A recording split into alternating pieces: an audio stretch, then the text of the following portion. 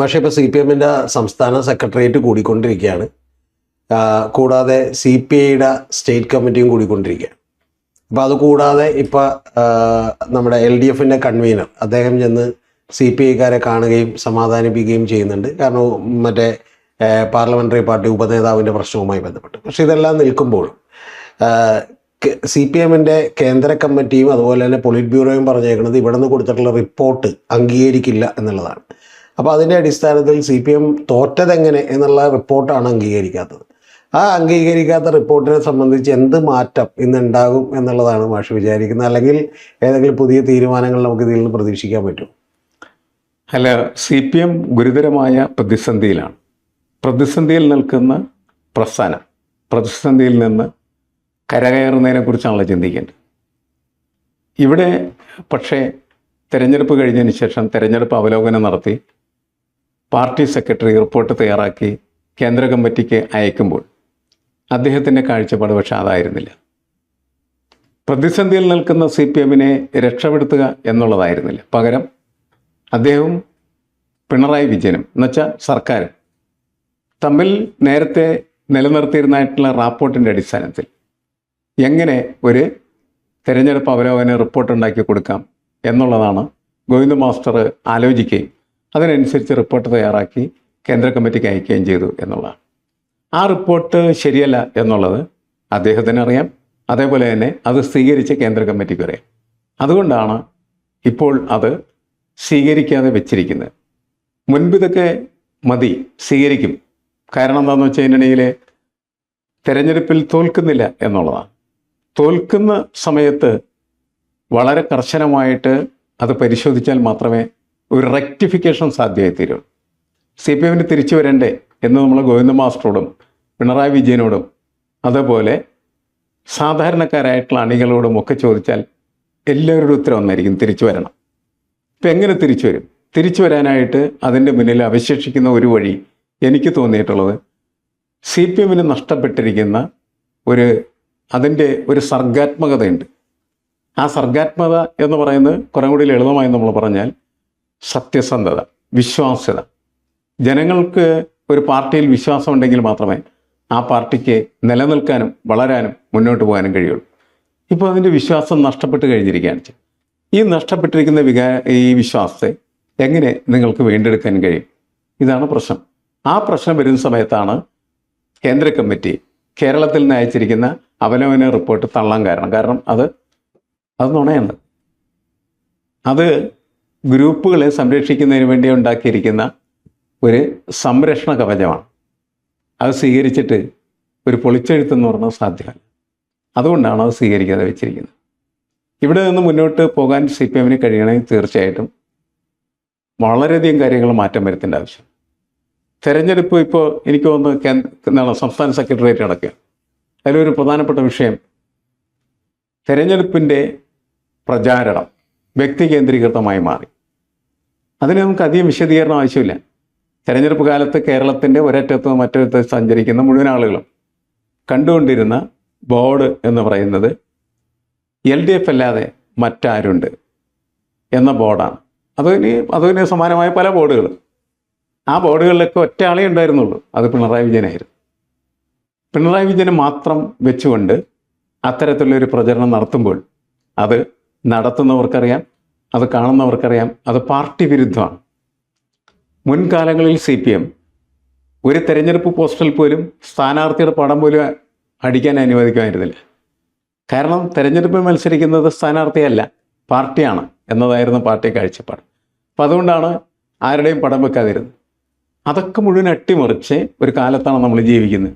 തെരഞ്ഞെടുപ്പ് മത്സരിക്കുന്ന പിണറായി വിജയനാണ് എന്നങ്ങ് സ്ഥാപിക്കുകയാണ് ചെയ്തത്.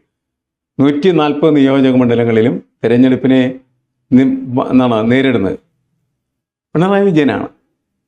കേന്ദ്രത്തിൽ എല്ലായിടത്തും നരേന്ദ്രമോദിയുടെ മാജിക്കിനെ കുറിച്ച് അവർ സംസാരിക്കുന്ന പോലെ കേരളത്തിൽ പിണറായി വിജയൻ്റെ മാജിക്കിനെ കുറിച്ച് സംസാരിച്ചുകൊണ്ടിരിക്കുകയാണ്.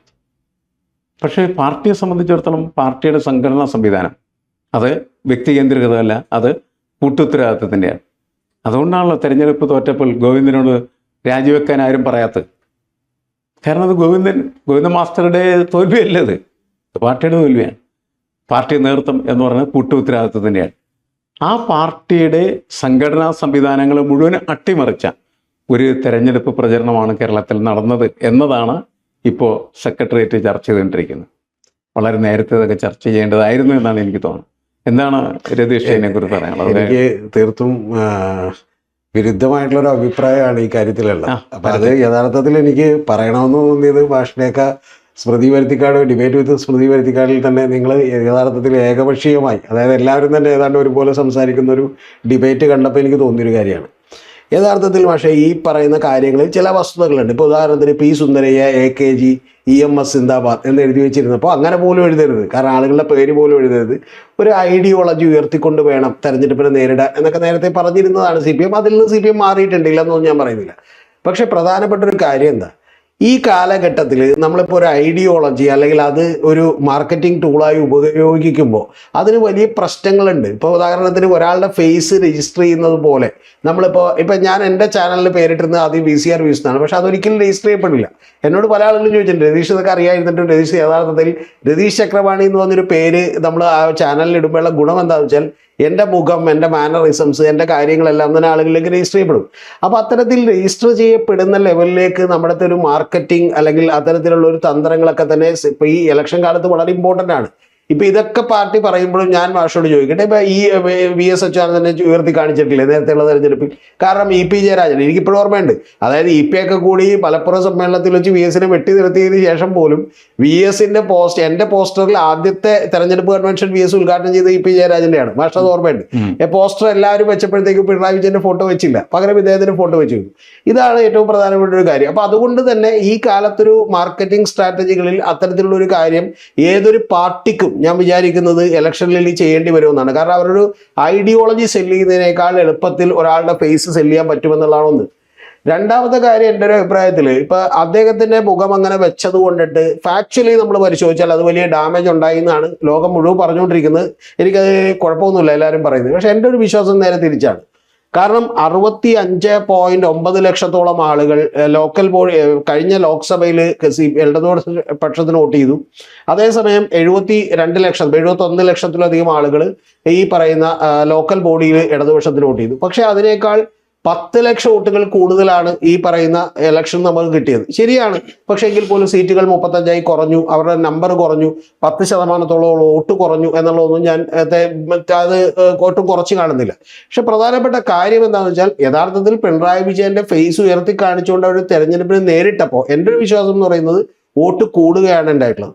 പക്ഷെ ഇവിടെ സംഭവിക്കുന്ന രണ്ടാമത്തെ എൻ്റെ ഒരു പ്രശ്നം എന്ന് പറയുന്നത് ഇതിൻ്റെ പിന്നിലുള്ള ഒരു പ്രചരണത്തിൻ്റെ അടിസ്ഥാനം എന്താണ് എന്നുള്ളത് നമ്മൾ എടുത്തു നോക്കിയാൽ ഇവിടെ ഇപ്പോൾ വെസ്റ്റ് ബംഗാളിലാണെങ്കിലും അല്ലെങ്കിൽ ഇപ്പോൾ നവീൻ പട്നായിക് ഒക്കെ ഭരിച്ചുകൊണ്ടിരുന്ന ഒഡീഷ ആണെങ്കിലും മറ്റു പല സ്ഥലങ്ങളിലാണെങ്കിലും ഇത് ഒരു പ്രോ സംഘപരിവാർ അല്ലെങ്കിൽ അത്തരത്തിലുള്ള ആളുകൾ എടുക്കുന്ന ഒരു ഐഡിയോളജി ഒരു തന്ത്രപരമായ നിലപാട് കൂടിയാണ്. കാരണം നിങ്ങളുടെ പരാജയം എന്ന് പറയുന്നത് അത് ഭയങ്കരമായ പരാജയമാണ് എന്നുള്ളത് പലപ്പോഴും ആളുകളോട് ജനത്തോട് പറയുകയും ഇനി ഇതിലൊരു ഹോപ്പൊന്നുമില്ല, ഇത് രക്ഷപ്പെടാനൊരു സാധ്യതയില്ല എന്നുള്ളത് ഒരു പ്രചരണം കൊടുക്കുകയും ചെയ്യുന്നതിൻ്റെ ഭാഗമായിട്ടാണ് യഥാർത്ഥത്തിൽ ഞാനിതിനെ കാണുന്നത്. എനിക്ക് ഇപ്പം സ്മൃതി പരുത്തിക്കാടിൻ്റെ ഡിബേറ്റിൽ എനിക്ക് ആകെ തോന്നിയൊരു കുഴപ്പം എന്ന് പറയുന്നത് ഇങ്ങനൊരു സൈഡ് പറയാനായിട്ട് ഒരാൾ വേണമായിരുന്നു എന്നുള്ളതാണ്. പലപ്പോഴും ഇപ്പോൾ വിനു പി ജോൺ ചർച്ച നടത്തുന്നത് അങ്ങനെയാണ്. പിന്നെ അതിപ്പോൾ ഏഷ്യാനെറ്റിൽ യൂസ്ഡ് ആയി, കാരണം ഒരേ മുഖങ്ങൾ ഒരേ ആളുകൾ അവർ കൃത്യമായിട്ട് വന്നിരുന്നു, അവർക്ക് തോന്നിയ അഭിപ്രായങ്ങൾ പറഞ്ഞിട്ട് പോകുന്നു. പക്ഷേ സ്മൃതിയുടെ ചർച്ചയിൽ സാധാരണ അങ്ങനെയല്ല. റിപ്പോർട്ടറുടെ ചർച്ചയിലെല്ലാം തന്നെ ഒരു പക്ഷത്തിന് എന്താണെങ്കിലും ഒരാളെ ഉണ്ടാവാറുണ്ട്. ചിലപ്പോൾ അവരെ മുഴുവൻ പറയാൻ സമ്മതിക്കുമോ ഇല്ലതൊക്കെയുള്ളത് വേറെ കാര്യം, പക്ഷെ എങ്കിൽ പോലും അത് ഉണ്ടാവാറുണ്ട് എന്നുള്ളത് വാസ്തവമാണ്. പക്ഷെ അത്തരത്തിൽ ഒരാൾ പോലും ഇല്ലാതെ ആ ചർച്ച അങ്ങനത്തെ ചർച്ച വെക്കണം നമ്മൾ. അങ്ങനെ അതായത് ഈ ഒരു സാധനം മാത്രം വെച്ചിട്ട് ചർച്ച ചെയ്യുന്നതായിരിക്കും. അപ്പോൾ അത് സ്കോപ്പ് വളരെ കൂടുതലാണ്. അതായത് നമ്മളുടെ ഒരു പുതിയ ലോകത്തെ മാർക്കറ്റിംഗ് സ്ട്രാറ്റജിക്ക് ഏതാണ് നല്ലത് ചീത്ത എന്നുള്ള രീതിയിൽ നമ്മൾ അവസാനം പ്രസന്റ് ചെയ്യണമെങ്കിൽ അത് ശരിയാണ്. അല്ല, ഇതിൽ ഞാനൊരു കാര്യം കൂടി ഭാഷയോട് പറയാം. ഇപ്പം യഥാർത്ഥത്തിൽ ഈ LDF അല്ലാതെ മറ്റാര് എന്ന് പറയുന്നൊരു ഒരു പഞ്ച് ലൈൻ ഉണ്ടാക്കി. യഥാർത്ഥത്തിൽ ആ പഞ്ച് ലൈൻ ഉണ്ടാക്കുമ്പോൾ ശ്രദ്ധിക്കേണ്ടതായിരുന്നു. അതിൽ ചില മിസ്റ്റേക്കുകൾ പറ്റിയെന്ന് വിചാരിക്കുന്ന ഒരാളാണ് ഞാൻ ചെയ്യുന്ന ആളെന്നുള്ളത്. പക്ഷേ പ്രധാനപ്പെട്ട ഒരു കാര്യം എന്ന് പറഞ്ഞാൽ അതിൻ്റെ മിസ്റ്റേക്ക് പറ്റിയതാണ്. കാരണം അത് എങ്ങനെ വ്യാഖ്യാനിക്കപ്പെടാം എന്നുള്ളത് യഥാർത്ഥത്തിൽ അവർ ചിന്തിക്കേണ്ടതായിരുന്നു, അല്ലെങ്കിൽ അതിനുള്ളൊരു ഡിഫൻസ് കൂടി കരുതേണ്ടതായിരുന്നു. അത് ഈ ഏജൻസികൾ ആരും കരുതിയില്ല. കാരണം എന്ന് വെച്ചാൽ ഇവിടെയുള്ള ഒരു പ്രമുഖരായിട്ടുള്ള ഒരു ആഡ് ഏജൻസി പറഞ്ഞു കൊടുത്ത് അങ്ങനെ തന്നെ എഴുതി വെക്കുകയാണ് ചെയ്തിട്ടുള്ളത്. പക്ഷെ അതിൽ CPM ഒരുപാട് പാളിച്ചകൾ പറ്റിയിട്ടുണ്ട്. എൻ്റെ വിശ്വാസം ഇപ്പോഴും CPM ഇപ്പോഴും പറ്റിക്കൊണ്ടിരിക്കുന്ന ഏറ്റവും വലിയ പാളിച്ച എന്ന് പറയുന്നത് ഈ കഴിഞ്ഞ മോദി ഗവൺമെന്റിന്റെ കാലത്ത് എങ്ങനെയാണോ മാധ്യമങ്ങൾ പ്രതിപക്ഷത്തോട് പെരുമാറിയിരുന്നത്. കാരണം 126 ഡിബേറ്റ് അർണബ് ഗോസ്വാമി നടത്തുമ്പോൾ അതിൽ 90 അതായത് 75-നും 90 അടക്കമുള്ള ഡിബേറ്റുകൾ മൊത്തം പ്രതിപക്ഷത്തിനെതിരെയായിരുന്നു എന്നുള്ളത് പറഞ്ഞു വരുന്നത്. അപ്പോൾ ഏതാണ്ട് ആ ലെവലിലേക്ക് നമ്മുടെ മാധ്യമങ്ങളൊക്കെ മാറിയിരിക്കുന്നു എന്നാണ് ഞാൻ വിചാരിക്കേണ്ടത്. ഇതിനെയാണ് CPM അടിയന്തരമായി നേരിടേണ്ടത്. കാരണം ഇപ്പോഴും ഒരു പ്രോ സംഘപരിവാർ ചാനലുകൾ ആരെ സപ്പോർട്ട് ചെയ്യുന്നു എന്ന് ചോദിച്ചാൽ VD സതീശൻ സർക്കാരിനെ സപ്പോർട്ട് ചെയ്യുന്നു. അറ്റ് ദ സെയിം ടൈം മറ്റേ ഇടതുപക്ഷ വിരുദ്ധ മാധ്യമങ്ങൾ എന്ത് ചെയ്യുന്നു, ഇവരെ സപ്പോർട്ട് ചെയ്യുന്നു. അതിൽ വലിയ പത്രങ്ങളുണ്ട്, അതുപോലെ മാധ്യമങ്ങളുണ്ട്, എല്ലാവരും ഉണ്ട്, അവർ സപ്പോർട്ട് ചെയ്യുന്നു. അതിനെ നേരിടാൻ ഫലപ്രദമായി കഴിയുന്നില്ല എന്നുള്ളതാണ് എൻ്റെ ഒരു വിശ്വാസം. കാരണം ഇതിൽ വലിയൊരു തമാശ കൂടി പറയാൻ ഭാഷയോട്. ഇപ്പം മീഡിയ വണ്ണിൻ്റെ ഔട്ട് ഓഫ് ഫോക്കസ് ചർച്ചയുണ്ട്. ആ ചർച്ചയിൽ അജിംസ് അറിയാതൊരു വാചകം പറഞ്ഞു, അപ്പം തന്നെ അത് പിൻവലിച്ചു. അതെന്താന്ന് പക്ഷെ അറിയും, ലാ ഇലാഹ അല്ലല്ല എന്ന് പറയുന്നത് പോലെയാണ് ഈ പറയുന്ന പോലെ LDF അല്ലാതെ മറ്റാരുണ്ടെന്ന് ചോദിക്കണം. കാരണം ലാ ഇലാഹ അല്ലല്ലയുടെ കാര്യം ആരാധനക്കായി അല്ലാഹു അല്ലാതെ മറ്റൊരു ദൈവവും ഇല്ലാതാണ്. അപ്പൊ അത് തന്നെ ഒരു ഈ പറയുന്ന പോലെ ഒരു അങ്ങനെ പറയുന്നതിന് ഒരു ദാഷ്ട്യമാണ് എന്ന് അറിയാതെ പറഞ്ഞു പോയിട്ട് അജിംസിന് അപ്പം തന്നെ അപകടം മനസ്സിലായതുകൊണ്ട്, പക്ഷെ എന്നിട്ട് അവർ ടെലികാസ്റ്റ് ചെയ്തു, അതിനുള്ള ബോധം ഉണ്ടായില്ല, അവരപ്പം തന്നെ അത് പിൻവലിച്ചു. അപ്പൊ യഥാർത്ഥത്തിൽ ഈ പറയുന്ന ഏതൊരു കാര്യവും ഇത്തരത്തിൽ LDF അല്ലാതെ മറ്റാര് എന്ന് ചോദിച്ചാൽ ഇത് ചെയ്യാൻ ഞങ്ങളല്ലാതെ വേറെ ആരുമില്ല എന്ന് പറയുന്ന നല്ല അർത്ഥത്തിൽ എടുക്കാം. പക്ഷെ ഞങ്ങളല്ലാതെ വേറെ ആരുമില്ല എന്ന് പറയുന്ന ധാർഷ്ട്യവും അഹങ്കാരവും നിറഞ്ഞൊരു കാര്യമായിട്ട് എടുക്കാം. അത്തരത്തിൽ വ്യാഖ്യാനിക്കപ്പെട്ടു എന്നുള്ളതാണ് എനിക്ക് പലപ്പോഴും തോന്നിയത്. അല്ല, രതീഷ് പറയുന്ന ആവശ്യമൊക്കെ ഞാൻ അംഗീകരിക്കുന്നു. പ്രശ്നം പക്ഷേ ഈ പ്രചരണത്തിൻ്റെ മാത്രമല്ല, പ്രചരണം കൊണ്ട് മാത്രമല്ല തോൽക്കുന്നത്, എഗൻസ്റ്റ് ആയിട്ടുള്ള പ്രചരണം നടക്കുന്നതിൻ്റെ പേരിൽ മാത്രമല്ല തോൽക്കുന്നത്. പിണറായി വിജയനുമായി ബന്ധപ്പെട്ട കാര്യങ്ങൾ പൊതുവേ നമ്മൾ പരിശോധിച്ചാൽ എവിടെയൊക്കെയാണ് അതിനകത്ത് പാളിച്ചകൾ കിടക്കുന്നത്? അത് പാർട്ടിയോ അല്ലെങ്കിൽ പാർട്ടി വിരുദ്ധരോ അത് പരിശോധിക്കാൻ ആവുന്നുണ്ടോ എന്നെനിക്കറിയില്ല. കാരണം മൂന്നാം പിണറായി സർക്കാർ എന്ന് പറയുന്ന വാദം പിണറായി ഇല്ലാതെ നടത്താൻ പറ്റില്ല. മൂന്നാം പിണറായി സർക്കാർ എന്ന് പറയുന്നത്, എന്നാൽ മൂന്നാം LDF സർക്കാർ എന്ന് പറയുന്നത് പിണറായി വിജയൻ ഇല്ലാതെയും എന്ത് ചെയ്യാം, നടത്താം. പിണറായി വിജയൻ ഇല്ലാതെയും ഒരു സർക്കാരിനെ കുറിച്ച് ചിന്തിക്കാൻ പാർട്ടി തയ്യാറാവേണ്ടതാണല്ലോ ശരിയും. കാരണം ഈ പാർട്ടി പിണറായി വിജയനെ കേന്ദ്രീകരിച്ച് നിൽക്കുന്ന പാർട്ടിയല്ല എന്ന ഫീൽ യഥാർത്ഥത്തിൽ ജനങ്ങളുടെ മുന്നിൽ വെക്കേണ്ടതൊരു ആവശ്യമാണ്. കാരണം പിണറായി വിജയന് വയസ്സ് 80 കഴിഞ്ഞു, 80 കഴിഞ്ഞു. 80 കഴിയുന്ന ഒരു ആൾക്ക് സ്വാഭാവികമായിട്ടും മുഖ്യമന്ത്രി സ്ഥാനത്തിരിക്കുന്നത് നല്ലതാണെന്ന് വിശ്വസിക്കുന്ന ഒരാളാണ്. കാരണം മുഖ്യമന്ത്രിക്ക് പ്രായം നല്ലതാണ്, പക്വത നല്ലതാണ്, ഗൗരവം നല്ലതാണ്, അംഗീകാരം കിട്ടാനായിട്ടുള്ള സാധ്യതയും വളരെ കൂടുതലാണ്. പക്ഷേ പ്രതിപക്ഷ നേതാവിൻ്റെ സ്ഥാനത്തേക്ക് അദ്ദേഹം വരുന്ന സമയത്ത് ഇത് ഒന്നും നല്ലതല്ല. കാരണം പ്രതിപക്ഷം എന്ന് പറയുന്നത് വളരെ അറ്റാക്കിംഗ് മൂഡിൽ പ്രവർത്തിക്കേണ്ടതായിട്ടുള്ള ഒരു വ്യക്തിയാണ് ശരിക്കും പറഞ്ഞത്. മാത്രമല്ല അവിടെ പ്രായമാണ് പ്രധാനപ്പെട്ട. പ്രായം കുറഞ്ഞിരിക്കുന്ന ഒരാൾക്ക് കുറച്ചും കൂടി നമ്മൾ ഈ മനുഷ്യൻ്റെ ശരീരഘടനയൊക്കെ പരിഗണിച്ചിട്ട് വേണമല്ലോ സംഘടനാ പ്രവർത്തനത്തെയും യഥാർത്ഥത്തിൽ പരിഗണിക്കാനായിട്ട്. CPM-ൻ്റെ പൊതുവെ നമ്മൾ നേതൃപ്രായം പരിശോധിച്ച് കഴിഞ്ഞാൽ അത് എനിക്ക് തോന്നുന്നത് എന്താണെന്ന് വെച്ച് കഴിഞ്ഞാൽ വളരെ വളരെ ഏജ്ഡ് ആയിട്ടുള്ള ലീഡേഴ്സിൻ്റെ ഒരു പാർട്ടിയായിട്ട് മാറി. പിണറായി വിജയൻ മാത്രമല്ല, മറ്റുള്ള എല്ലാ നേതാക്കളും നമ്മളെടുത്ത് പരിശോധിച്ചാൽ അവർക്കൊക്കെ പ്രായമായ മനുഷ്യരാണ്. അവർക്കൊപ്പം പ്രായം കുറഞ്ഞതായിട്ടുള്ള നേതാക്കളെ വളർത്തിക്കൊണ്ടുവരുന്നതിൽ CPM-ന് വലിയ പരാജയം സംഭവിച്ചിട്ടുണ്ട്. ശരി, പാർട്ടി അങ്ങനെയാണ്, പാർട്ടി വളർത്തിക്കൊണ്ടുവരണം. അപ്പോൾ നമുക്കറിയാലോ EMS-നൊപ്പം കൈപിടിച്ച് കൊണ്ടുവരുന്നതാണ് രണ്ടാളുകൾ, പ്രകാശ് കാരാട്ടിനെയും സീതാറാം യെച്ചൂരിയും. അത് കഴിഞ്ഞിട്ട് സീതാറാം യെച്ചൂരിയും പ്രകാശ് കാരാട്ടും മറ്റാരെങ്കിലും കൈപിടിച്ച് ഉയർത്തിക്കൊണ്ടുവരണമെന്ന് വെച്ചാൽ ഇല്ല. പ്രസ്ഥാനത്തെക്കുറിച്ച് ദീർഘവീക്ഷണം നടത്തുന്ന നേതാക്കൾ ഇതെല്ലാം കണ്ടിട്ടാണ് സാധാരണ രീതിയിൽ കാര്യങ്ങൾ കൈകാര്യം ചെയ്യേണ്ടത്. അതൊന്നും നമ്മളുടെ ഈ നേതാക്കളുടെ ഭാഗത്തുനിന്ന് ഇല്ല എന്നുള്ളതാണ്. കാരണം നേതാക്കൾ വലിയ നേതാക്കളല്ല, അവർ ചെറിയ നേതാക്കളാണ് എന്നുള്ളതാണ് പ്രധാനപ്പെട്ട കാരണം. സീതാറാം യെച്ചൂരി ആയാലും പ്രകാശ് കാരാട്ടായി കഴിഞ്ഞാലും അതിൽ ശരിക്കും പറഞ്ഞാൽ അവർ ചെറിയ നേതാക്കളാണെന്നാണ് എനിക്ക് തോന്നിയിട്ടുള്ളത്. നമ്മൾ പ്രസ്ഥാനത്തെക്കുറിച്ചാണ് സങ്കല്പിക്കുന്നത്. ആ പ്രസ്ഥാനം ഇപ്പം നിൽക്കുന്നതിനേക്കാൾ മുന്നോട്ട് പോകാൻ എന്താണ് അതിനാവശ്യം, എന്തായിരിക്കണം അതിൻ്റെ എനർജി, എന്താണ് അതിൻ്റെ പ്രത്യയശാസ്ത്രത്തിൻ്റെ പരിഷ്കൃത രൂപം, ഇതിനെക്കുറിച്ച് ഇവരാരും തന്നെ ചിന്തിക്കുകയോ അത് പ്രവർത്തിയിൽ കൊണ്ടുവരികയോ ചെയ്തിട്ടില്ല എന്നുള്ളത് സത്യമാണ്. നമ്മളുടെ ഈ മാധ്യമങ്ങൾ ഒരാളും ഗൗരവമായിട്ട് ഇത്തരം വിഷയങ്ങൾ ചർച്ച ചെയ്യാനായിട്ടോ അതിനുവേണ്ടി സ്പേസ് കൊടുക്കാനോ തയ്യാറായില്ല. കാരണം അവർക്ക് പ്രധാനപ്പെട്ടത് മാർക്കറ്റിംഗ് തന്നെ. മാർക്കറ്റിംഗ് എന്ന് പറയുന്നത് പിണറായി വിജയനെതിരെ സംസാരിക്കുക എന്ന് പറയുന്നത് ഈ തെരഞ്ഞെടുപ്പ് കാലത്തിന് മുമ്പുള്ള കാലത്തും തെരഞ്ഞെടുപ്പിന് ശേഷവും വലിയ മാർക്കറ്റിംഗ് വാല്യൂ ഉള്ള സാധനമാണ്. ഞാൻ അത്ഭുതത്തോട് കണ്ടുകൊണ്ടിരിക്കുകയാണ്. പിണറായി വിജയൻ തോറ്റു, എന്നിട്ടും മാധ്യമങ്ങൾ വിടുന്നില്ല. പിണറായിയുടെ പ്രേതത്തെ വെച്ചുകൊണ്ടുള്ള കളിയാണ് ഇപ്പോൾ ഈ മാധ്യമങ്ങളിൽ ഇപ്പോഴും നടന്നുകൊണ്ടിരിക്കുന്നത്. അത് തന്നെയാണ്. ഇപ്പോൾ അത് ഷിഫ്റ്റ് ചെയ്യേണ്ട സമയം കഴിഞ്ഞ്. പിണറായി അധികാരത്തിലില്ല. ഇനി സ്വാഭാവികമായിട്ട് നേരെ ഷിഫ്റ്റ് ചെയ്യേണ്ട നിലവിലുള്ള സർക്കാരിൻ്റെ പ്രശ്നങ്ങളിലേക്കാണ്, അവരുടെ കുഴപ്പങ്ങളിലേക്കാണ്, അവർ വരുന്ന വീഴ്ചകളിലേക്കാണ്. മാധ്യമങ്ങൾ ഇപ്പോഴും എത്തിയിട്ടില്ല. അല്ല, അതാണ് ഒരുപാട് സമയം വേണ്ടി വരും അവർക്ക് അവിടെ എത്താൻ. അല്ല, മാഷ് പറഞ്ഞ ഒരു കാര്യം ഞാൻ മുഖവിലേക്ക് അത് കറക്റ്റാണ് മാഷ് പറഞ്ഞത് എൻ്റെ അഭിപ്രായത്തിലും. കാരണം പാർട്ടി പലപ്പോഴും ഒരു സെക്കൻഡ് ലെവൽ നേതാക്കന്മാരെ നർച്ചർ ചെയ്യുന്നതിലൊക്കെ വലിയ പ്രശ്നങ്ങളുണ്ട്. ഇപ്പോൾ 75 വയസ്സ് കഴിഞ്ഞ ആളുകളോട് റിട്ടയർമെന്റ് എടുക്കൂ എന്ന് പറയുന്ന അതേ ആവേശത്തോടെ അല്ലെങ്കിൽ അതിനേക്കാൾ ആവേശത്തോടെയോ ഈ പറയുന്ന ആളുകളെ നർച്ചർ, അതായത് റിട്ടയർമെന്റ് എന്നുള്ളതല്ല പ്രശ്നം, അവരെ ഒക്കപ്പ് ചെയ്യാൻ വേറെ സ്പേസ് ഉണ്ടാവും. അല്ലാണ്ട് അവരെ അടുത്ത് പുറത്തു കളയല്ല ചെയ്യണം. അല്ലല്ല, അവർക്ക് കാരണം ഇങ്ങനെ പ്രായം മാറുന്നതിനനുസരിച്ച് ലെവൽ മാറുന്നുണ്ട്. ആ ലെവലിനനുസരിച്ച് അവരെ പ്ലേസ് ചെയ്യാനായിട്ട് വേറെ സംവിധാനം പാർട്ടി സ്ട്രക്ചറിനകത്ത് അവർ കണ്ടെത്തേണ്ടതാണ്. അല്ല, അത് കറക്റ്റ്. അവരെ ആദ്യകാലത്ത് നമ്മളിപ്പോൾ കമ്മ്യൂണിസ്റ്റ് പാർട്ടി കേരളത്തിൽ വരുന്ന സമയത്ത് ഇതിനെക്കുറിച്ചുള്ള പ്രശ്നമില്ല. കാരണം 21-22 വയസ്സായിട്ടുള്ള ചെറുപ്പക്കാരാണ് അതിൻ്റെ മുന്നിലേക്ക് കയറി വന്നിരുന്നത്. അത് അവർ വളർന്ന് പ്രസ്ഥാനം ഇതായി കഴിയുമ്പോൾ, അവർ പ്രായമായി കഴിയുമ്പോൾ അവരെവിടെയാണ് പുട്ടപ്പ് ചെയ്യേണ്ടതെന്ന് ഇവർ ആലോചിക്കേണ്ടതാണ്. അത് ചെയ്തിട്ടില്ല. അങ്ങനെയാണ് ഇപ്പോൾ ജി സുധാകരനായി കഴിഞ്ഞാലും അതേപോലെ തന്നെ എന്താണ് ഗോവിന്ദൻ്റെ കുഞ്ഞികൃഷ്ണൻ്റെ കാര്യങ്ങൾ പരിശോധിച്ചാൽ ഒരു പരിധിവരെ അവരെയൊക്കെ പരിഗണിക്കാതെ പുറത്തേക്ക് വലിച്ചെറിയുന്ന ഒരു സ്ഥിതിയിലേക്ക് കാര്യങ്ങൾ പോകുമ്പോൾ ഐഷാപ്പരിയുടെ കാര്യം പോലും അങ്ങനെയാണ്. അപ്പോൾ ഇവരെയൊക്കെ പരിഗണിക്കേണ്ടി വരും. കാരണം ഇവരൊക്കെ എത്രയോ കാലമായി പാർട്ടിക്കൊപ്പം നടന്ന് ജീവിച്ചുകൊണ്ടിരിക്കുന്ന മനുഷ്യരാണ്. അപ്പോൾ അവർക്കൊരു പ്രത്യേക സ്പേസ് കൊടുത്ത് അവരെ ഇരുത്തി പാർട്ടിയുടെ ഒപ്പമാണ് അവരെന്നും അവർ പറയുന്ന കാര്യങ്ങളൊക്കെ കേൾക്കുകയും അല്ലെങ്കിൽ കേൾക്കുന്നു എന്ന് പറയുന്ന തരത്തിലുള്ള ഒരു കെയർ ഫീലിംഗ് ഒക്കെ ഉണ്ടാക്കി കൊടുക്കേണ്ട പാർട്ടിയുടെ ആവശ്യമാണ്. അതിന് അങ്ങനെയൊക്കെയുള്ള തലങ്ങളിലേക്ക് പാർട്ടി ചിന്തിക്കേണ്ട സമയം കഴിഞ്ഞിരിക്കുന്നു.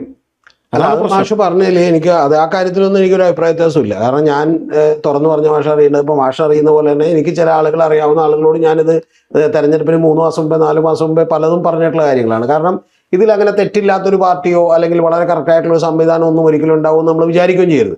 പക്ഷേ ഇതിൻ്റെ പ്രശ്നം എന്താണെന്ന് വെച്ചാൽ മാഷ ഞാൻ അഡ്രസ്സ് ചെയ്ത ഒരൊറ്റ കാര്യം മാത്രമാണ്. ഇതിലെ വിഷയം പലപ്പോഴും ഒരു ഡിസ്പ്രപ്പോർഷനേറ്റായി മാഷ് പറഞ്ഞതുപോലെ തന്നെ CPM-നെ ഇപ്പോഴും കടന്ന് ആക്രമിക്കുന്നതിന് പിന്നിൽ ചില അജണ്ടകളില്ലേ എന്നുള്ളതാണ് എൻ്റെ സംശയമൊത്തുള്ളത്. ഇപ്പം ഏറ്റവും ഒടുവിൽ ഞാൻ കണ്ട ഒരു ചർച്ച പോലും എന്ന് പറയുന്നത് എനിക്ക് വളരെ രസകരമായി തോന്നി. അതായത് വിഴിഞ്ഞത്തിൻ്റെ കാര്യത്തിൽ CPM-ന്റെ നിലപാടിൽ വലിയ ദുരൂഹതകളുണ്ട്, അല്ലെങ്കിൽ അങ്ങോട്ടും ഇങ്ങോട്ടും അടിയാണ് എന്ന് പറഞ്ഞുകൊണ്ട് എല്ലാ മാധ്യമങ്ങളും നിരന്തരമായി ചർച്ച നടത്തുകയാണ്. യഥാർത്ഥത്തിൽ എന്താ ഈ വിഴിഞ്ഞൻ കാര്യത്തിൽ ഗവൺമെന്റ് ഇപ്പോഴും ഒരു തീരുമാനം എടുത്തിട്ടില്ല എന്നുള്ളത് നമുക്കറിയാം. അത് വൈകിയതിന്റെ കാര്യത്തിൽ വൈകി എന്ന് പറഞ്ഞിട്ട് CPM പോലും ഒരിക്കലും പറഞ്ഞിട്ടില്ല, അതായത് വിഴിഞ്ഞം ഇനി കരാർ റദ്ദാക്കിയിട്ട് അദാനിയോട് പൊക്കോളാൻ പറയില്ല. അതൊന്നും നടക്കുന്ന കാര്യമല്ല. ഞാൻ പറഞ്ഞ പിണറായി വിജയൻ ഇരുന്നാലും ഇനിയിപ്പോൾ സതീശൻ ഇരുന്നാലും അത് നടക്കുന്ന കാര്യമല്ല. പക്ഷെ പ്രധാനപ്പെട്ട ഒരു വിഷയം ആകെ പറഞ്ഞൊരു കാര്യം എന്ന് പറയുന്നത്, ഞാനിപ്പോൾ കാര്യങ്ങളിൽ ചർച്ചയ്ക്ക് ഇരിക്കുമ്പോൾ തന്നെ ആകെ പറഞ്ഞൊരു കാര്യം, ഇത് വിഴിഞ്ഞത്തിൻ്റെ കാര്യത്തിൽ ഇവരിങ്ങനെ ഒരു വയലേഷൻ ഉണ്ടായിട്ടുണ്ടെങ്കിൽ ആ വയലേഷൻ്റെ പുറത്ത് നെഗോഷിയേറ്റ് ചെയ്ത് ചിലപ്പോൾ 1% നമുക്ക് 30 കൊല്ലം കഴിയുമ്പോൾ കിട്ടുമെന്ന് പറയുന്നത് 1.5% 2% ആക്കാൻ പറ്റുന്ന നെഗോഷിയേഷൻ മാത്രമേ പോസിബിലിറ്റി ഉള്ളൂ. പക്ഷെ അത് അങ്ങനെ തന്നെ മറച്ചു വെച്ചുകൊണ്ട് ഈ പറയുന്ന പാർട്ടിക്കകത്ത് വലിയ ഭിന്നതയാണ്, ഇത് പ്രശ്നമാണ്, ഇത് പിണറായി വിജയനെതിരെയും ഗോവിന്ദ മാസ്റ്റർക്കെതിരെയും ഒക്കെ വലിയ പടയൊരുക്കം നടക്കുന്നു എന്ന് ചർച്ച ചെയ്യുന്നതിൽ ഞാൻ പറഞ്ഞ കുഴപ്പമില്ല. പക്ഷെ ചർച്ച ഒരു പരിധിക്കപ്പുറം വിട്ടിട്ട് മറ്റ് കാര്യങ്ങളിലേക്കൊക്കെ ഒരു ദിവസം ചർച്ച ചെയ്യുമ്പോൾ ഒരു ദിവസമെങ്കിലും ഗവൺമെന്റിനെ കുറിച്ചും മക്കളെ കുറിച്ച് ചർച്ച ചെയ്താൽ ഒരു 50-50 അനുവാദത്തിൽ പോലും പോകാതെ അതുപോലും എടുക്കാത്ത രീതിയിലുള്ള ചർച്ചകൾ നടക്കുന്നതിൻ്റെ പിന്നിൽ ഞാൻ വിചാരിക്കുന്ന ഒരു കാര്യം, ഒരൊറ്റ കാര്യം, അത് ഇവിടുത്തെ BJP-യെ വളർത്തിക്കൊണ്ടുവരാനും യഥാർത്ഥത്തിൽ ഒരു സ്പേസ് ഇടതുപക്ഷത്തിൻ്റെ ഇല്ലാതാക്കാനും മാത്രമേ ഉപകരിക്കൂ എന്നാണ് വിചാരിക്കുന്നത്. ഞാൻ ഈ പാർട്ടി നേരത്തെ ഒരു 6 മാസം 1 കൊല്ലം വർഷിച്ചുകൊണ്ടിരുന്ന ഒരാളാണ്. പക്ഷെ എനിക്ക് പോലും പതുക്കെ തോന്നി തുടങ്ങിയ കാര്യം, ഈ ബ്രോഡർ ലെഫ്റ്റ് എന്ന് പറയുന്ന ആളുകൾ മൊത്തം യഥാർത്ഥത്തിൽ ഭാഷയെല്ലാം പറയുന്നത് മറ്റു ചില ആളുകൾ, എനിക്കറിയാവുന്ന ആളുകളടക്കം, അവർ പലപ്പോഴും ഗവർണർ ഓഫീസിൽ നിന്നും സംഘപരിവാറിൽ നിന്നും കിട്ടുന്ന നിർദ്ദേശങ്ങൾ അനുസരിച്ച് പ്രവർത്തിക്കുകയും അതിനനുസരിച്ച് ഇവിടെ അതിരൂക്ഷമായിട്ടുള്ള കടന്നാക്രമണം CPM-നെതിരെ നടത്തുകയും ചെയ്യുന്നു എന്നുള്ള തോന്നലിൽ നിന്നാണ് ഞാനിത് കുറച്ചുകൂടി സൂക്ഷ്മമായിട്ട് നിരീക്ഷിക്കുന്നത്. ഇതിൻ്റെ അകത്തുള്ള പ്രശ്നം എന്താണെന്ന് വെച്ചാൽ, ഞാൻ പറയുന്നത് ഇവരതൊക്കെ ചെയ്യും എന്നാണ് ആര് കരുതേണ്ടത്? CPM അങ്ങനെയാണ് കരുതേണ്ടത്. കാരണം ശത്രുക്കൾ നമുക്ക് അനുകൂലമായ ഒരു സ്പേസ് നിർമ്മിക്കില്ല. അത് CPM ജോലിയാണ് ശരിക്കും പറഞ്ഞു കഴിഞ്ഞാൽ. ഇതിൽ നിന്ന് എങ്ങനെയാണ്, ഈ ക്ലച്ചസിൽ നിന്ന് എങ്ങനെയാണ് CPM-നെ രക്ഷപ്പെടുത്തി കൊണ്ടുവരേണ്ടത് എന്നത് ഏറ്റവും കൂടുതൽ ചിന്തിക്കേണ്ട CPM തന്നെയാണ്, പുറത്തുള്ളവരല്ല. അതെ, അത് CPM ഒരുപാട് CPM ചെയ്യണം. CPM അത് ചെയ്യുന്നുണ്ടോ എന്ന് ചോദിക്കുമ്പോഴാണ് നമുക്ക് അതിനകത്ത് തർക്കമുള്ളത്. CPM ചെയ്യുന്നില്ല. അല്ല, അത് ശരിയാണ്. CPM ഒരുപാട് പാളിച്ചകൾ പറ്റിയിട്ടുണ്ട്. പക്ഷെ ഞാൻ പറഞ്ഞത് ഇപ്പൊ ഈ ശത്രുക്കൾ ചെയ്യുന്നത് കുഴപ്പമില്ല, മനസ്സിലാക്കാം. ഇപ്പൊ സംഘപരിവാർ ആക്രമിക്കുന്നതോ കോൺഗ്രസ് ആക്രമിക്കുന്നതോ മനസ്സിലാക്കാം. പക്ഷെ യഥാർത്ഥത്തിൽ ഞാൻ പറഞ്ഞ ഒറ്റ കാര്യമുള്ളൂ, CPM-നെ ഞങ്ങൾ നന്നാക്കാൻ വേണ്ടിയാണ് ഇത് ആക്രമിക്കുന്നത് എന്ന് പറയുന്നവരുടെ പോലും അജണ്ടകളുണ്ടെന്ന് മാത്രം. ഇതിന്റെ പ്രശ്നം എന്താണെന്ന് വെച്ചാൽ CPM-ൽ നിന്ന് പുറത്തുപോയ ആളുകൾ CPM-നെ നന്നാക്കാനായിട്ട് പരിശ്രമിക്കുന്നു ആളുകൾ, അല്ലെങ്കിൽ അങ്ങനെ വ്യാഖ്യാനിക്കപ്പെടുന്നത്, അവരെല്ലാം ഒരേ തലത്തിലല്ല പ്രവർത്തിക്കുന്നു. ഇപ്പോൾ നമ്മളുടെ കേരളത്തിലെ ചരിത്രം പരിശോധിച്ച് കഴിഞ്ഞാണെങ്കിൽ നമുക്ക് KR ഗൗരിയമ്മ CPM-ൽ നിന്ന് പുറത്തു പോയതിന് ശേഷം കോൺഗ്രസിൻ്റെ മുന്നണിയിലാകണേ അല്ലേ? എന്താണ് അതിൻ്റെ ഫൈനൽ റിസൾട്ട്? CPM-നെ നന്നാക്കലാണ്, അല്ലല്ല? അല്ല. അതുതന്നെയാണ് MV രാഘവൻ്റെ കാര്യത്തിലും സംഭവിച്ചത്. നമ്മൾ വളരെ വലിയ വിവാദങ്ങൾ ഉയർന്ന TP ചന്ദ്രശേഖരൻ്റെ കാര്യം, ആ പാർട്ടിയും എന്താണ് ചെയ്യുന്നത്? കോൺഗ്രസിൻ്റെ കൂടെ മുന്നണിയായിട്ട് നിൽക്കുകയാണ് ചെയ്യുന്നത്. മുന്നണിയല്ല എന്നവർ പറയുമെങ്കിലും മുന്നണിയാണ്. അല്ല, അവരെ ഞാൻ പറയുന്നത് ഇത് അതിൻ്റെ വേറെ ഒരു ഒരു നമ്മളതിനെ പറയുന്ന അതിനൊരു ഡൈനാമിക് ഇക്വിലിബ്രിയത്തിൻ്റെ ഒരു പ്രോബ്ലമാണ്. ശരി. അല്ല, ഞാൻ ഭാഷയോട് പറഞ്ഞു വന്നത് ഈ CPM മനസ്സിലാക്കേണ്ടതും ഞാൻ വിചാരിക്കുന്നത് അതാണ്. കാരണം ഇപ്പോൾ VD സതീശനെ എതിർക്കുന്നു, രാജീവ് ചന്ദ്രശേഖരനെ എതിർക്കുന്നു എന്ന് പറയുന്നത് മനസ്സിലാക്കാം. ആ എതിർപ്പൊന്നും കുഴപ്പമില്ല. രണ്ടാമത്തെ ഒരു കാര്യം എന്ന് പറയുന്നത്, മാഷ് പറഞ്ഞ പോലെ ഇപ്പോൾ KR ഗൗരിയമ്മയോ MV രാഘവനോ അല്ലെങ്കിൽ ഈവൻ KK രമയോ പോലും ഞാൻ വിചാരിക്കുന്നത് ഇപ്പോഴും അവരൊരു കമ്മ്യൂണിസ്റ്റ് ഐഡിയോളജിക്കൽ മനസ്സ് കൊണ്ടു നടക്കുന്ന ആളുകളായിരുന്നു ഏറ്റവും അവസാനം. ഇപ്പോൾ ഗൗരിയമ്മയാണെങ്കിലും എല്ലാവരും. പക്ഷേ അതിനേക്കാൾ പ്രശ്നമെന്ന് പറയുന്നത്, ഞങ്ങൾ യഥാർത്ഥ ലെഫ്റ്റ് ഞങ്ങളാണ് ഇപ്പോഴും ഇടതുപക്ഷം, യഥാർത്ഥത്തിൽ നിങ്ങൾ വ്യതിയാനമാണ് എന്ന് പറഞ്ഞുകൊണ്ടിരിക്കുന്ന പല ആളുകളും അവർ യഥാർത്ഥത്തിൽ ഇത്തരത്തിലുള്ള ആളുകളിൽ ചട്ടുകമായി കൃത്യമായി ഇവിടെ ഒരു രാഷ്ട്രീയ ഒരു സ്പേസ് സംഘപരിവാറിന് ഉണ്ടാക്കാൻ വേണ്ടി പ്രവർത്തിക്കുന്നു എന്ന് പറയുന്ന തോന്നലാണ് എനിക്കുള്ളതെന്നാണ് പറയുന്നത്. പിന്നെ മാഷ് അറിയേണ്ടത്, ഇത് എല്ലാ സംസ്ഥാനങ്ങളിലും നേരിട്ട് അധികാരത്തിൽ വരാൻ കഴിയാത്ത ഇന്ത്യയിലെ മറ്റ് നിരവധി സംസ്ഥാനങ്ങളിലുമൊക്കെ തന്നെ ഇത് BJP വളരെ വിജയകരമായി പരീക്ഷിച്ചൊരു കാര്യമാണ്. കാരണം എന്ന് വെച്ചാൽ ഒന്നുകിൽ നിങ്ങൾ അഴിമതിക്കാരാണ് അല്ലെങ്കിൽ മറ്റ് പ്രശ്നക്കാരാണ് എന്ന് പറഞ്ഞുകൊണ്ട് ചൂണ്ടിക്കാണിക്കാനാണ് കഴിഞ്ഞിട്ടുള്ളത്. യഥാർത്ഥത്തിൽ അങ്ങനെ അഴിമതിയൊക്കെ ഏറ്റവും കുറവായി ഇവിടെ നടന്നിട്ടുള്ളൂ. കാരണം ഇവിടെ അത് അത്ര വലിയ അഴിമതിയൊന്നും ചൂണ്ടിക്കാണിക്കാൻ ഒരിക്കലും കഴിഞ്ഞിട്ടില്ല. പക്ഷേ വെസ്റ്റ് ബംഗാളിലടക്കം അല്ലെങ്കിൽ ഒഡീഷയിലടക്കം മറ്റു പല സ്ഥലങ്ങളിലും ഇതേ തന്ത്രമാണ് അവർ പയറ്റിക്കൊണ്ടിരുന്നത്. ആ തന്ത്രത്തിൽ നിന്ന് മാഷ് പറഞ്ഞ പോലെ ഇപ്പോഴും മാധ്യമങ്ങൾ മോചിതരായിട്ടില്ല എന്ന് മാത്രമേ ഉള്ളൂ. അതിൻ്റെ അർത്ഥം CPM വിമർശിക്കപ്പെടേണ്ടെന്നോ CPM തെറ്റുകളില്ലാത്ത വളരെ കൃത്യമായിട്ടുള്ള ഒരു പാർട്ടിയാണെന്നുള്ള ചിന്തയൊന്നും നമുക്കില്ല. പക്ഷേ ഈ ഒരു കാര്യം പ്രതിപക്ഷത്ത് നിൽക്കുമ്പോഴെങ്കിലും അത്തരത്തിലുള്ള ഒരു ആനുകൂല്യം കിട്ടേണ്ടതാണ് എന്ന് മാത്രമേ എന്ത് ചെയ്തുള്ളൂ ഞാൻ ഉദ്ദേശിച്ചു. ഞാൻ പറയുന്നത് അതിൻ്റെ ബേസിക് പ്രോബ്ലം എന്ന് പറയുന്നത് അത് റെക്ടിഫൈ ചെയ്യേണ്ടത് ആരെന്ന് ചോദിച്ചാൽ CPM ആണെന്നാണ്. തീർച്ചയായും അതവർ ചെയ്യുന്നില്ല. നമുക്ക് അവരെ രക്ഷപ്പെടുത്താൻ പറ്റില്ല അതിനകത്ത്. കാരണം ഈ കേരളത്തിൽ മാത്രമല്ല ഇന്ത്യയിലും ഒരു പാർട്ടിയെ അധികാരത്തിൽ നിന്ന് പുറത്ത് കളയുന്നതിനുള്ള ഏറ്റവും പ്രധാനപ്പെട്ട ആയുധം എപ്പോഴും അഴിമതിയാണ്. അഴിമതി തീരെ നടത്താത്തൊരു പാർട്ടിയാണെങ്കിൽ അവർക്ക് അതുകൊണ്ട് ഏത് ആരോപണം ഉന്നയിച്ചാലും അപകടം സംഭവിക്കില്ല. അഴിമതി പക്ഷേ ഏതെങ്കിലുമൊക്കെ മേഖലകളിൽ നടന്നു പോയി കഴിഞ്ഞാൽ അതിൽപ്പെട്ട് അവരധികാരത്തിൽ നിന്ന് പുറത്തു പോകേണ്ടി വരും. CPM അത് വളരെ ജാഗ്രത പാലിക്കേണ്ടതാണ് ശരിക്കും പറഞ്ഞു. ആ ജാഗ്രത പാലിച്ചെന്ന് ചോദിച്ചാൽ ഇല്ലെന്ന് എനിക്ക് തോന്നിയിട്ടുള്ളൂ. പിണറായി വിജയൻ ആദ്യം അധികാരത്തിൽ കയറുന്ന സമയത്ത് അദ്ദേഹം കേരളത്തോടും പാർട്ടിയോടൊക്കെ പറഞ്ഞു തന്നാണ് ചില അവതാരങ്ങൾ വരും, ആ അവതാരങ്ങളെക്കുറിച്ച് നാം ജാഗ്രത പാലിക്കണം എന്ന് പറഞ്ഞിട്ട് അദ്ദേഹത്തിന് പാലിക്കാൻ പറ്റിയില്ല. പല അവതാരങ്ങളും നമ്മളൊരിക്കലും പ്രതീക്ഷിച്ചിരുന്നതല്ല ഈ അവതാര ബാധ പിണറായി വിജയനെ ബാധിക്കുമെന്ന്. സ്വപ്ന സുരേഷും ശിവശങ്കരനും ഒക്കെ എങ്ങനെയാണ് ഇതിന് വലിയ ബാധ്യതയായി മാറിയത്? അവരുടെ അശ്രദ്ധയും അവരുടെ അക്കാര്യത്തിലുള്ള ജാഗ്രതക്കുറവും തന്നെയാണല്ലോ ശരിക്കും പറഞ്ഞത്. അവർ അഴിമതി നടത്തിയാലും ഇല്ലെങ്കിലും ഇവർ എന്ന് പറയുന്നത് ഒരു റിയാലിറ്റിയാണ്, ഒരു യാഥാർത്ഥ്യമാണ്. അത് CPM-ന് തള്ളിക്കളയാൻ പറ്റില്ല. അങ്ങനെയാണ് CPM പെട്ടുപോണത്. എക്സാലോജി മകള് എന്തിനാണ് ഇയാളുടെ മകള് കമ്പനി നടത്താൻ നടക്കണം? വളരെ സിമ്പിളായിട്ടുള്ള ക്വസ്റ്റ്യനാണല്ലോ. കാരണം എന്ന് വെച്ചാൽ ഇവർ പാർട്ടി പിണറായിയുടെ നമ്മളുടെ ആദ്യകാലത്തെ സ്ട്രഗിളിങ് പീരീഡ് പോരാട്ടത്തിൻ്റെ കാലഘട്ടമൊക്കെ പരിശോധിച്ചാൽ പിണറായി ഇങ്ങനെയുള്ള കാര്യങ്ങൾ അനുവദിക്കുമെന്ന് നമുക്ക് പോലും കണക്കാക്കാൻ കഴിയാത്ത കാര്യമാണ്. ഈ പെണ്ണിന് എവിടെയെങ്കിലും ഏതെങ്കിലും കമ്പനിയിൽ ജോലി ചെയ്ത് ജീവിച്ചാൽ പോരെ? അവളെന്തിനാ കമ്പനി നടത്താൻ നടക്കും? കമ്പനി നടത്തിയാൽ ഇങ്ങനെയുള്ള വിഷയങ്ങളുണ്ടാവും എന്നുള്ള കാര്യം എല്ലാവർക്കും അറിയാവുന്ന കാര്യമാണ്. ഇവർ ഒരു അഴിമതിയും നടത്തിയില്ലെങ്കിൽ പോലും അവർ കമ്പനി നടന്നാൽ ഇത് അച്ഛൻ്റെ അധികാരം ഉപയോഗിച്ച് കാര്യങ്ങൾ നടക്കുന്നതാണെന്നുള്ളത് വളരെ കോമൺ ആയിട്ട് പറയാൻ സാധ്യതയുള്ള സാധനങ്ങൾ. ഇതൊക്കെ മനസ്സിലാക്കുക. ഇവർക്ക് ആരാണ് ഈ ബുദ്ധിയൊക്കെ പറഞ്ഞു കൊടുക്കാൻ? ഇവർക്ക് മനസ്സിലാവില്ല ഒന്നും പറഞ്ഞു കൊടുത്തില്ല. നമ്മളൊക്കെ അങ്ങനെ കൃത്യമായിട്ട് മനസ്സിലാക്കുന്ന ആളുകളെ. മക്കളുടെ ഒരു വ്യക്തി സ്വാതന്ത്ര്യം ഇല്ലേ എന്നുള്ള അല്ല, മക്കളുടെ വ്യക്തിത്വം ഇങ്ങനെയാണ് ഉണ്ടാക്കണത്. വ്യക്തിത്വമുള്ള മക്കളാണെങ്കിൽ ആർക്കെങ്കിലും ചോദ്യം ചെയ്യാൻ പറ്റും. കേരളത്തിലെ പല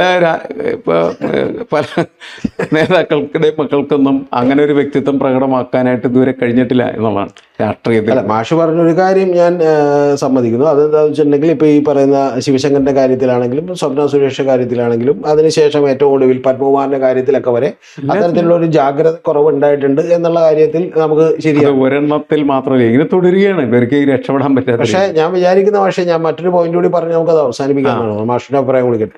എൻ്റെ ഒരു വിശ്വാസം എന്ന് പറയുന്നത് പക്ഷെ അതുകൊണ്ട് മാത്രമല്ല എന്നാണ് ഇത് സംഭവിച്ചത്. കാരണം കേരളം കുറെ കൂടി ഒരു വർഗീയവൽക്കരിക്കണവും കൂടി ഇതിൻ്റെ ഒപ്പം നടന്നതിൻ്റെ കൂടി ഭാഗമായിട്ടാണ് യഥാർത്ഥത്തിൽ ഇത്തരത്തിലുള്ളൊരു തെരഞ്ഞെടുപ്പും അതിൻ്റെ റിസൾട്ടും എന്നുള്ളത് കൂടിയാണ് ഞാൻ വിചാരിക്കുന്നത്. എല്ലാ കാര്യങ്ങളും ഉണ്ടാവും. ഭാഷ പറഞ്ഞ കാര്യങ്ങളൊക്കെ ഉണ്ട്, അതിനകത്തില്ല. പക്ഷെ അതിൻ്റെയോടൊപ്പം ഇത്തരത്തിലുള്ള കാര്യങ്ങളും കൂടി അതിനെ ഒന്ന് ആക്സിലറേറ്റ് ചെയ്തു എന്നാണ് ഞാൻ വിചാരിക്കുന്ന ഒരു കാര്യം. അല്ല, അതൊക്കെ ഇല്ലെന്നൊന്നും എനിക്ക് അഭിപ്രായമില്ല. അവരെപ്പോഴും അത് ചെയ്തുകൊണ്ടിരിക്കും.